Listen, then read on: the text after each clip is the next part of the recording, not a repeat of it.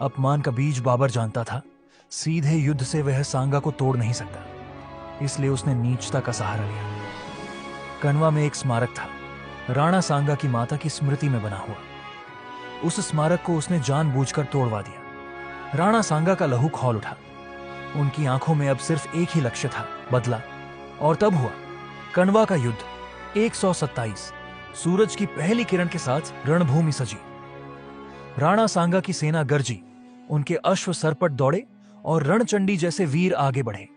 उनकी रणनीति ने बाबर की तोपों को बेअसर कर दिया। घुड़सवारों को फैलाकर उन्होंने हर मोर्चे से हमला किया, जिससे तोपें बेकार हो जाएं। 5 दिनों तक राजपूत विजय की ओर बढ़ते रहे। बाबर की सेना बिखर रही थी, उसका अंत करीब लगता था। मगर तब हुआ विश्वासघात। बाबर ने एक और चाल चली, धोखे की चाल। राणा सांगा के एक सहयोगी राजा शीलादित्य, जो अब तक उनके साथ था, बाबर की रिश्वत में बिक गया। बाबर से कहा, सिर्फ सांगा को मार दो, बाकी सेना खुद घुटने टेक देगी। और फिर रणभूमि कांप उठी।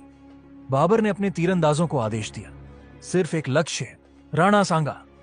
सैकड़ों तीर एक साथ राणा सांगा पर बरसे।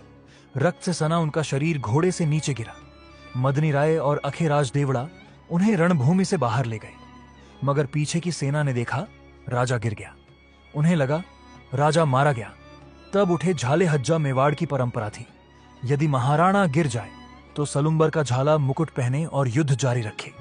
झाले हज्जा ने वह मुकुट पहना, घोड़े पर सवार हुए और ललकारा, राजा अभी जीवित है, युद्ध जारी रहेगा। मगर अफवाहों की आंधी फैल चुकी थी। सैनिक पीछे हटने लगे। बाबर ने यही मौका ताड़ा और हमला तेज कर दिया। कनवा की रणभूमि पर राजपूताना हार गया। बाबर ने खुद को गाजी घोषित किया, एक ऐसा तमगा जो एक जंग जीतने से नहीं, छल और धोखे से मिला था। आखिरी बार झर, लेकिन बाबर को यह डर हमेशा सताता रहा, जब तक सांगा जीवित है, मेरा राज्य अधूरा है। मुगलों ने एक साजिश रची।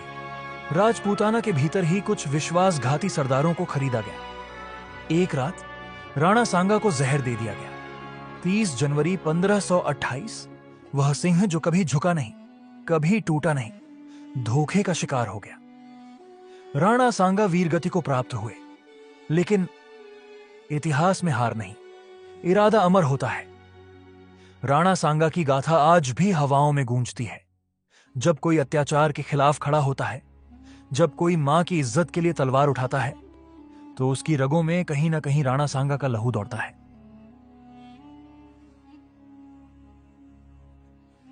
दोस्तों, महाराणा सांगा ने अपने